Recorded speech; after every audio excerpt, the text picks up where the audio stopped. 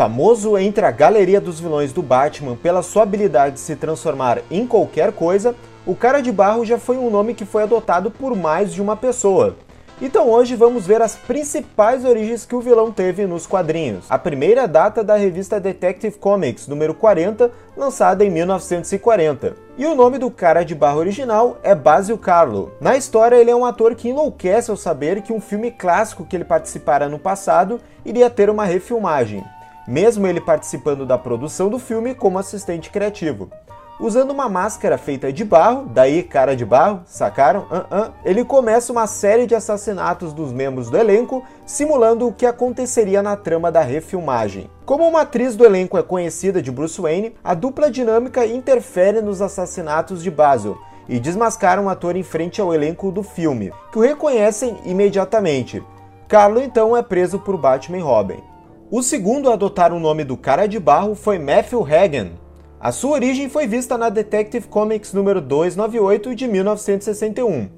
Aqui temos uma versão mais louca e aproximada do que estamos acostumados com o vilão que vemos hoje. Matthew estava fazendo um mergulho à procura de tesouros escondidos, mas o que ele encontrou foi uma espécie de poço com uma substância que mudou sua estrutura física. Isso permitiu que ele pudesse mudar de forma quando quisesse. Só o problema aqui é que ele tinha que ficar toda hora voltando para essa substância para adquirir essa habilidade por um certo tempo. Ele usou estas habilidades em edições seguintes para fazer assaltos e não assassinatos, diferente do primeiro Cara de Barro. Claro que em determinado momento o Batman o capturou também. É importante lembrar que foi esse o nome usado para a identidade do Cara de Barro na série animada do Batman dos anos 90. Agora vamos para a origem do terceiro Cara de Barro, Preston Payne. Ela foi contada na Detective Comics número 478, lançada em 1978. Preston é um médico dos laboratórios Starr, que sofre de uma deformidade. Ele rouba uma amostra de sangue do segundo Cara de Barro, o Matt Hagen, para alterar o seu DNA e se curar de sua doença. Ao invés de o ajudar, essa amostra o fez ter uma aparência de um monstro feito de barro. Além disso, sua particularidade é que agora ele possui um toque mortal, fazendo-o ficar louco. Com isso, ele chega até a ter uma namorada manequim chamada Helena, uma relação muito tocante, diga-se de passagem. Ele constrói um traje que o impede de tocar os outros, mas depois descobre-se que ele precisa passar a sua contaminação para sobreviver, causando aí um dilema interessante que deu uma bela dor de cabeça no Batman.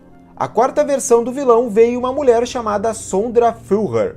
Sua origem foi na Revista dos Renegados número 21 de 1977. Ela era uma ex-agente da unidade criminosa Cobra. Contudo, durante o tempo que esteve lá, foi alvo de testes experimentais. E vocês podem imaginar, saiu deles com a habilidade de se transformar em qualquer coisa, assim como os outros Caras de Barro. Enfim, em 1989, na Detective Comics número 604, foi iniciado o arco Mudpack, onde foram reunidas todas as versões que utilizavam o nome Cara de Barro como uma só equipe e com o objetivo de derrotar o Batman. Eu cito este arco pois tivemos um grande acontecimento aqui, a volta do Cara de Barro original, Basil Karlo. Basil trai o seu time e rouba a amostra de sangue de todos. Ele usa todas elas em si para se transformar na versão mais poderosa do vilão. Ele se torna assim uma grande ameaça para o Batman neste arco, fazendo o morcegão ter que pedir ajuda dos renegados para detê-lo. Avançando no tempo, nada seria mudado em relação ao personagem até 2013, na época dos Novos 52 dos quadrinhos da DC. Na edição 24 da revista Cavaleiro das Trevas, a versão que tivemos do Cara de Barro é Basil Karlo. Enquanto está preso em Arkham, vemos um flashback dele lembrando que antes de se tornar um vilão, ele era um ator muito desconhecido e que tinha um mau comportamento.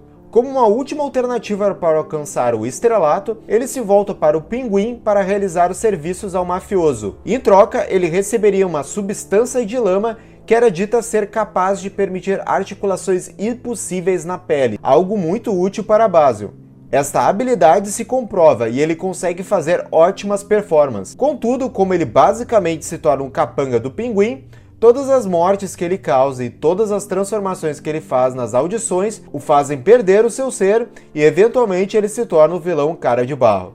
E chegamos na última origem mais conhecida e ela foi lançada esse ano na Detective Comics Anual número 1. Básio ainda é o Cara de Barro, só que ao invés de um ator desconhecido e sem talento, como vimos na última edição, aqui ele é um ator nível George Clooney, tanto em beleza quanto talento. Infelizmente tem que acontecer uma tragédia, e ele tem um acidente de carro feio que deforma o seu rosto. Para sua sorte, o seu pai era um excelente profissional de maquiagem em filmes de terror. O segredo do seu sucesso era uma substância chamada Reno. Basil vai atrás dela e à primeira vista funciona, que é uma maravilha. Contudo, ele precisaria de várias doses, e isso leva a cometer assaltos na fábrica de produtos químicos que produzia essa substância.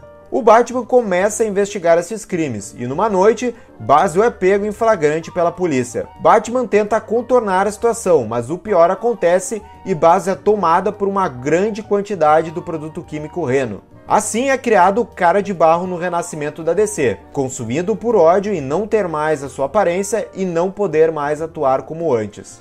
E essas foram as origens do Cara de Barro. O que achou delas? Conhecia todas? Deixe sua opinião nos comentários. E como sempre, muito obrigado por acompanhar o nosso canal. Se gostou desse vídeo, deixe seu like e se inscreva para ficar sabendo dos nossos vídeos mais recentes. Até mais, gente. Tchau, tchau.